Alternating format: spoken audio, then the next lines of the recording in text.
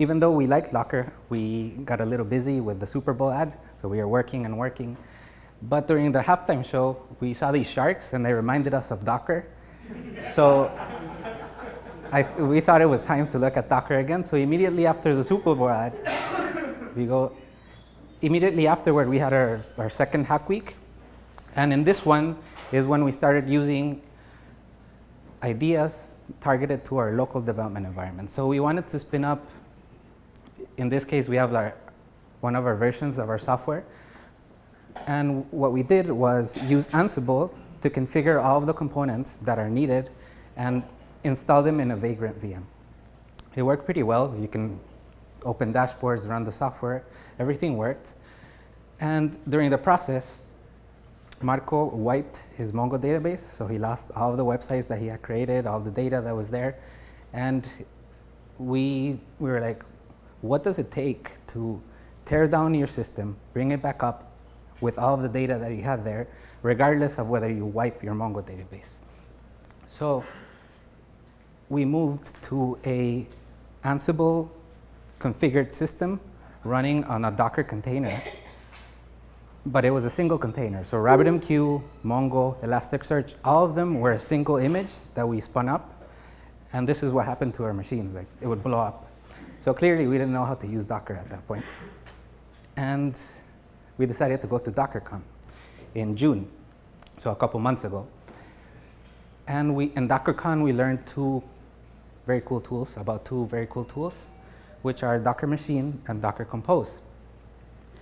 Docker Machine is so you can interact with something like VirtualBox, so you can spin up a VM. And Docker Compose is so you can define, like a build file, all the components you want to run, link them one with the other one, and then start all of them at the same time. So after DockerCon, the Docker development environments came to life. And this is how it works.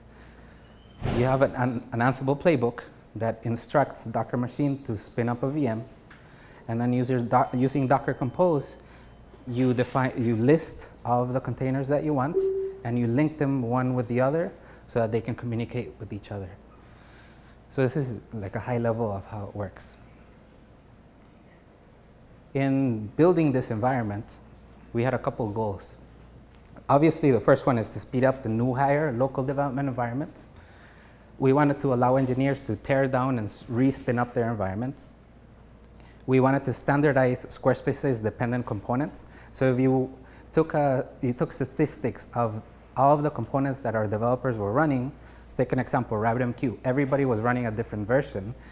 If we provided an image for these developers, they would all run the same version, and it would be much better for testing our software. We wanted to provide the possibility of abstracting some of the components from some of the developers. I'll give you an example. We have template developers or front-end developers who don't really care about what runs underneath. They just want it to run. So we abstract all of that for those kind of developers. And we also wanted to help engineers test the functionality in an environment that is very close to what it will eventually be in production. So same versions, same monitoring infrastructure, and so forth. And one critical one is allow engineers to test different versions of the components. So if you have a container, let's say Elasticsearch, and you are testing on version 1, and you want to test version 2, all you have to do is bring down the container, pull the latest image of Elasticsearch, bring it back up, and test against that component. And as I mentioned, providing the same monitoring tools in your local environment as in production. So these were the overarching goals. Now let's go to the architecture of this thing. So we have many containers, and we divide them into stacks. So as a developer, as you go through the setup process, you can say, I only want these 2 stacks, but not these other ones, and you build the environment as you want. So we have a core stack. So these are the things that you need to run in order for Squarespace to run. So you need a RabbitMQ, a Memcached, an Elasticsearch, a MongoDB, a Zookeeper, and we provide the web interface for Zookeeper, and Redis. We have an internal component called Warden, but I won't go into that. And the arrows signify that the containers are linked through Docker Compose. at DockerCon, we also learned about the concept of a data container.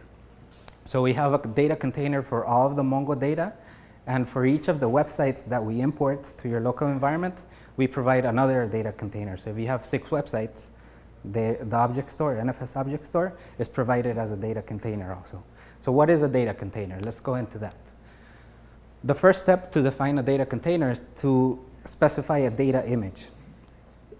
It gets a little complicated, but all you're doing is exposing a volume that has data. So your file system has some data, you expose it to the data image, and you build or you specify the image with that volume. So in this case, this line is the important one. We're specifying a volume under data DB, which is where Mongo tries to look up the data. So once you have the image, you can create a container out of it. So you say docker create, my volume is data DB, the name of my container is Mongo data, and then you point it to the registry, which has the image definition. So the container is up, it has exposed the volume, and then what you do is your Mongo container in Docker Compose, you define MongoDB, use this image ID, expose the ports, and then use the volumes from the data container that I defined previously. So this works really well because I can have the same data, but update the engine or the MongoDB engine container without having to touch this part. So we explored this concept and it worked pretty well, so we are using it right now. We have a logging stack, so we use Logspout to pull all of the logs from the containers that are running and push them into Logstash, and eventually, well, it goes to Elasticsearch, and you can search it through Kibana. We have a metric stack, so a Graphite time series database fronted by a Grafana UI. Some of our microservices use Kafka, so we provide a Kafka container and a Kafka web console. And for SREs, we have alerting, so you have a Sensu container and a Nuchiwa UI on top of Sensu. So this is how it looks zoomed out. The top portion is the Docker VM, and it contains all of the containers. Depending on which stack you want, those containers will be spun up. And then in your local environment, so in your Mac OS X laptop, you can spin up the internal Squarespace processes, and through a layer of port forwarding, you don't, like the developer runs Squarespace and they don't have to do anything because the port forwarding is set up. So it knows how to talk to Mongo, it knows how to talk to Elasticsearch, and it all works magically. So how do I set it up? The first step is you have to install this Docker Toolbox library. So it contains all of the commands, so Docker Compose, Docker Machine, and it also includes now Kitematic, which is a UI where you can see all the containers that are running in your laptop. Second step is to clone the Docker development Git repository that we have. Inside that repo, there's an Ansible directory, and you run the Docker setup shell script. What does that do? First, well, it's an Ansible playbook, first of all, and what it's going to do is going to instruct Docker machine to spin up a Docker VM through VirtualBox. It sets up the port forwarding, it installs Gradle, Node.js, and ImageMagick. It downloads the Ansible repository used by SREs, and it downloads the Squarespace v6 code repository. And the last step is to download all of the images that you specified that you wanted. So if you wanted RabbitMQ, it goes to a registry and it pulls it into your VM. Once you have all the images and all of the components installed locally, you can start Squarespace. So we install this script in your home directory. And when you start it, what it's going to do is going to spin up the v6 Mongo data container. It's going to use Docker Compose to spin up the rest of the containers. And if a container is stopped, it will restart it. If a container has been removed, it will recreate it. So those are the 3 steps. They take about 30 minutes to complete, mostly because you're downloading a bunch of containers or images from the registry. And assuming we did that, now we're going to do a demo, and hopefully it will work. Let me check one thing. So the first thing we're going to check is VirtualBox to make sure that the that the VM is running. So we have a default VM running.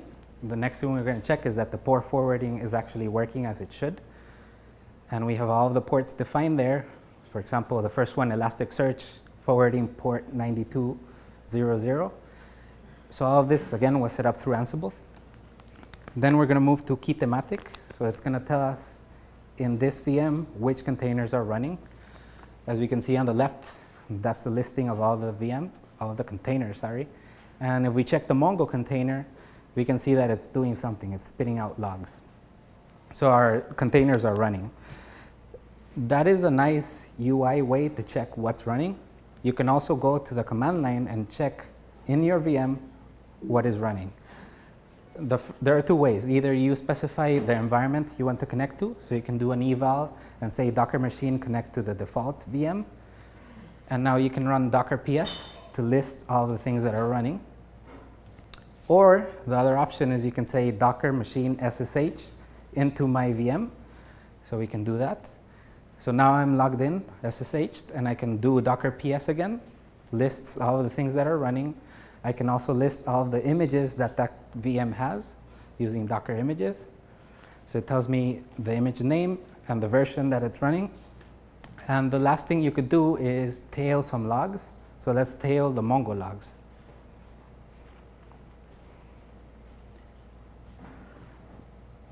So we can see all the logs as things are happening.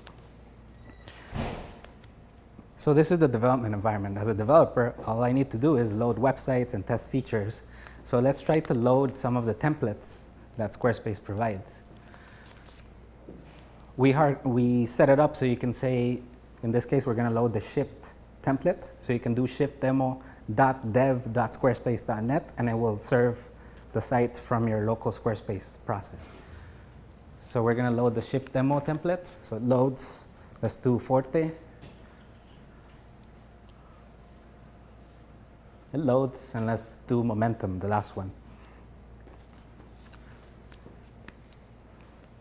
So this is pretty cool because when I load a website, it's hitting Mongo, which is hitting a data container underneath for all of the data, plus it's hitting all of the NFS data containers to serve all of the objects, the static objects like the image, for example. So the next thing I want to check is the blog. So we have a blog in production for Squarespace, and it also comes packaged into your development environment. So I can see it here. I can go to more articles, and let's search for any article that mentions our founder, Anthony. So the search works for free for all of the developers. So that means that if you create a new site and you create a new content, in the background it's indexing into Elasticsearch, and it will pop up in your search results. So that's a neat way for people who work on our search infrastructure. Next, obviously, the front site is one of the biggest ones, so we can load it up. Again, all the images load, everything works great. And we can sign up for a site.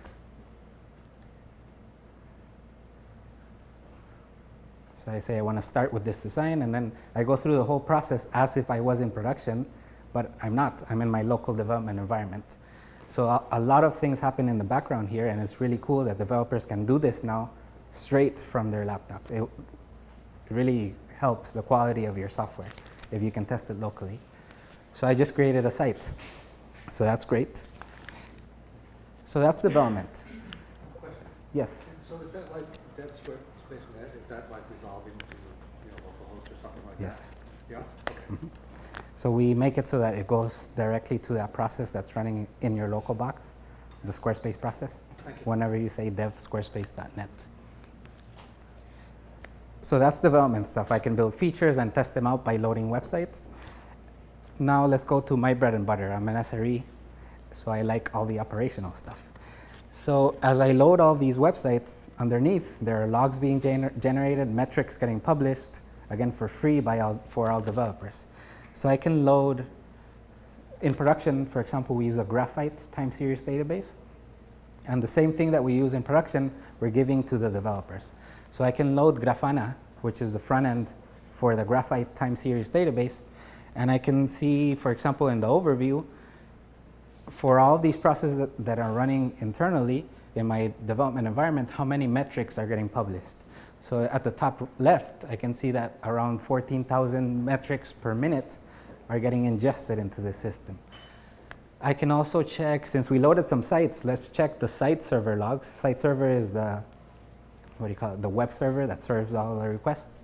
So I can see, obviously, I was loading some sites here, and if I change the time frame to 15 minutes, I can zoom in into what was happening, and I can see that there was a spike in request rates, and not only that, I can see how fast it responded to these requests. So operationally, as I'm developing new software, I can not only check that the features work, but also that when they go into production servers, they're not going to blow up the server because they're too slow. So we can see all these things in Grafana. So that's the metrics portion. Logs are also getting generated. So we can go to Logstash, actually Kibana. And again, all of the things running locally are pushing all their logs to Logstash, which indexes all of those logs into Elasticsearch, and then I can search them through Kibana. So we were loading some sites. Let's open the site server access logs. And all of these dashboards and queries are provided for free, baked into the Docker development environment. And I can see that there were some access logs. And let's search for access logs to the template Forte. I think we loaded Forte.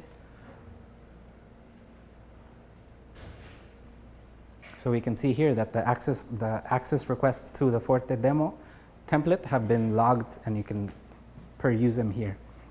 We can also check when bad things happen, you can check the error log. So we have a separate query where you can say, give me all the error logs for the site server. But there were none, so that's great. And you can also check the health of the whole ELK system. So if you go to dashboards and look for the ELK health, you can see that about 300 log entries per second are getting ingested into the system. And you can even see pie charts of what exactly is going into the system. So this is great because I see for all the Squarespace internal processes, like site server, all of the logs that come with them. For developers, especially the server infrastructure guys or the core infrastructure or core services guys that work on RabbitMQ, on Mongo, on Elasticsearch, when they run them locally, they would have to go search through the whole operating system to see where the logs were, to see why did Mongo die on me, why did Elasticsearch die on me. Instead of doing that, why not use something like Logspout that tails all of the logs from the Docker containers, ingests them or pushes them into Logstash, and then you can search them locally. So we also provide that to developers. So if you go to the Discover tab and say you want to know what Mongo is doing, we have logs or a query for all of the Mongo logs. So we have to change it to like 2 hours, 4 hours. So this is when Mongo started up, and you can see all of the logs there. You can also see Elasticsearch.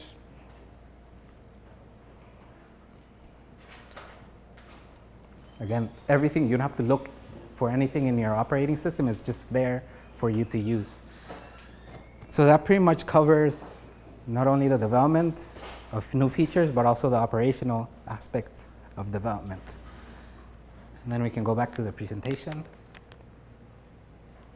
So this is pretty new. So we developed it in July. So about 20 of our developers are using it every day now to develop. And questions come up all the time. So we have a couple of frequently asked questions. First off, most developers already have a Mongo with a bunch of websites created locally. So they ask us, can I run the Docker dev environment without the Mongo container? So they want to use their own. The answer is yes, because when you create your stack, you can say, I want everything but Mongo. So all the containers get created except Mongo. May I stop just one container, for example, RabbitMQ, to test a new version locally? Oh, the answer is yes again. You can either go to your VM and say Docker stop the RabbitMQ container, and then you spin up locally or through another image the new version of RabbitMQ. So you can do this. If a new microservice is added, may I generate a new container for the microproxy? So this is an interesting one. So we have microservices at Squarespace, and we provide developers what we call a microproxy. what it does, let's see how to explain this. When you spin up a new service locally, it registers to Zookeeper and says, by the way, I'm running any requests to this port, forward to me because I'm now like the billing service. We don't want, or some developers don't want to run all of the microservices that we have in production in their local environment. So what we do is we provide this microproxy that says, I'm a Python process, I'm going to register to Zookeeper on this port because this is where I know that the billing service is expecting requests. And whenever the application loads, it says, oh, I have a billing request, send it to this port. It comes to the microproxy, and the microproxy is configurable, so you can say, send that request to the staging billing microservice. So you don't have to run all that stuff. So this question is, say somebody builds a new service, all you have to do is specify the port or the new name of the service into the microproxy definition, build a new container, and then you can run the container and it will forward the requests for you. May I run just some of the Docker stacks? Yes, you can. May I run and debug site server from my IDE? Answer is yes. So this is pretty cool because developers don't really need to know that there's a Docker stack running underneath. All they need to do is start up the site server, and it knows what to do because no configuration change is needed because we do the magic of the port forwarding. So the answer is yes. And may I generate new containers for website data? So in like a couple of months, say we release a new front site, some template developers, some front-end people might want to have that new front site in their local environment. Answer is yes. There's an automated process where you can build a container off of the latest data. And those are all the questions that we've gotten so far. Again, it's been like a month, and it's worked really well for us.